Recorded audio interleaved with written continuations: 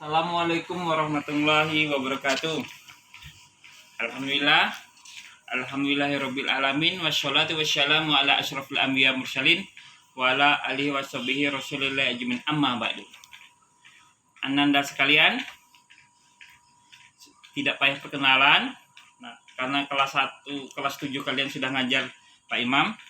Jadi, pada kelas 8 ini, kelas 8, Pak Imam dipercaya mengajar mapel akidah dan akhlak. Yuk, kita selama 8 menit nih, Pak Imam akan mengajarkan tentang ananda sekalian mengenai tauhid. Sebelum belajar, buku ini sudah kalian beli kan? Kalau bisa dipercepat nak ya. Kalau belum bisa dipercepat belinya, mohon dipercepat. Yang belum punya segera punya, karena melalui daring ini buku sangat dibutuhkan. Buku bisa didapatkan dengan wali kelas masing-masing. Oke, tidak panjang lebar, kita sekarang belajar mengenai tauhid. Nanti ananda sekalian bisa dibuka pada halaman 5. Apa itu tauhid? Tauhid adalah ilmu yang membahas tentang ketetapan kepercayaan akidah agama dengan dalil yang meyakinkan. Kita singkat-singkat aja nak. Faedah dan keutamaan ilmu tauhid. Ilmu tauhid ini adalah ilmu yang mengenal sifat-sifat Allah dan para utusannya dengan bukti-bukti yang pasti dan dapat memperoleh kebahagiaan yang kekal abadi. Jadi, kita di sini bisa mengenal sifat-sifat Allah dan para utusannya. Apa itu para utusannya? Para utusannya ini adalah Rasulullah dan Nabi. Kemudian yang poin B, hukum mempelajari ilmu tauhid. Ilmu tauhid ini adalah fardu ain. Mempelajari hukumnya adalah fardu ain bagi setiap orang mukallafah, baik laki-laki maupun perempuan. Next, kita lanjut ke halaman 6. Nama-nama lain dari ilmu tauhid. Jadi, ananda bisa mengetahui nama-nama lain dari ilmu tauhid. Yang pertama, ilmu tauhid. Yang kedua, ilmu usuluddin. Usuluddin ini ketika Pak Imam kuliah itu ada namanya fakulti atau fakultas. Tapi yang di sini adalah usuluddin, di sini adalah membahas pokok-pokok tentang agama. Karena apa? Karena memang soal kepercayaan dan keyakinan. Poin ketiga adalah ilmu kalam. Kalam itu adalah pembicaraan. Nabi Muhammad SAW ketika menerima wahyu yang diucapkan kalam ini, kalam. Maybe ilmu akidah. Akidah yang keempat adalah ilmu akidah. Akidah di sini artinya mengikat, ikat. Ikat itu berarti disatukan, dibuai. Disebut dengan ilmu akidah karena ilmu ini mengikat keyakinan yang harus kita yakini.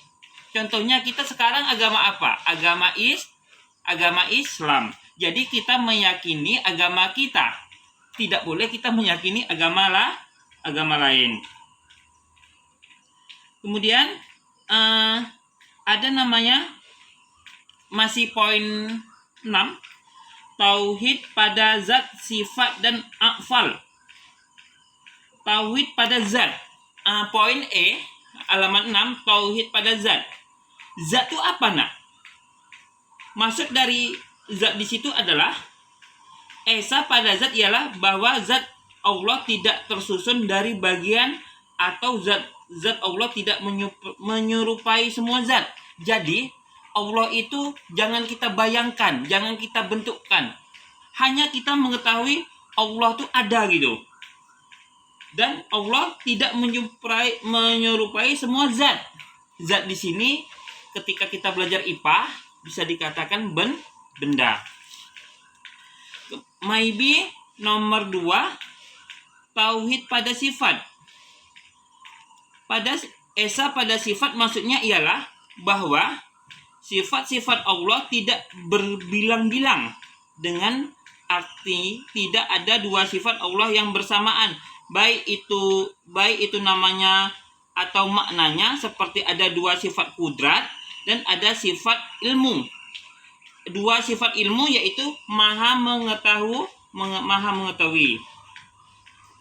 Oke, udah berapa menit nak? 6, Pak. 6. Kita mengenal sifat wajib bagi Allah. Sifat wajib bagi Allah, di sini kita artikan wujud. Wujud artinya ada. Wajib bagi setiap muslim yang meyakini bahwa Allah itu ada. Kemudian di sini ada namanya qidam. Qidam artinya terdahulu. Maksud Allah, qidam artinya terdahulu, maksudnya adalah tanpa permulaan, dan ini hanya khusus bagi Allah. Jadi Allah itu berdiri sendiri. Allah itu tidak diperanakkan. Mohon maaf, seperti agama sebelah bahwasanya Allah itu anak Tuhan gitu. Bahwasanya Tuhan itu punya anak, tidak. Sedangkan Allah adalah pencipta, maka tidak mungkin Allah memiliki permulaan. Poin 3, nomor 3, bako. Bako itu artinya kekal. Kekal di sini bumi, bulan, bintang, dan alam semesta Andromeda itu akan hancur kecuali Allah. Bako artinya kekal, maksudnya Allah itu tidak akan pernah punah dan Allah tidak akan pernah binasa. Ketika seluruh makhluk dimatikan, itu pada syiratul muntah, ketika proses dunia sudah selesai, itu jenjang-jenjang daripada jenjang-jenjang pada tingkatan-tingkatannya, ketika memasuki alam barzah, ketika padang mahsyar, itu ada proses-prosesnya. Kemudian setelah bako ada namanya muhalafatuhu lil hawadis. Di sini muhalafatuhu lil hawadis artinya berbeda dengan yang baru atau tidak menyerupai semua makhluknya, baik itu bendanya. Seperti Allah itu tidak disamakan. Maksudnya gini, Allah itu menciptakan manusia, jin, dan malaikat dan lain-lain, dan dia tidak menyerupai yang diciptakannya. Faham tuh? Enggak aja faham. Nah, jadi maupun kita mempunyai sifat itu ada yang bergerak, ada yang menyatu, berpisah, dan Allah berbeda dengan yang kita sebutkan yang barusan disebutkan. Maybe nomor 5, nomor 5, qiyamuhu binafsihi. Qiyamuhu binafsihi artinya berdiri sendiri. Jadi bahwasanya Allah itu ada menciptakan itu salah. Jadi bahwa Allah tidak membutuhkan sesuatu apapun daripada makhluknya. Jadi Allah itu berdiri sendiri, nak. Allah itu tidak ada yang menciptakan. Jadi Allah itu yang di sini adalah dia tidak membutuhkan sifat daripada makhluknya.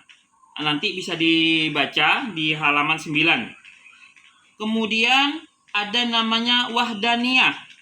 Wahdaniyah artinya esa.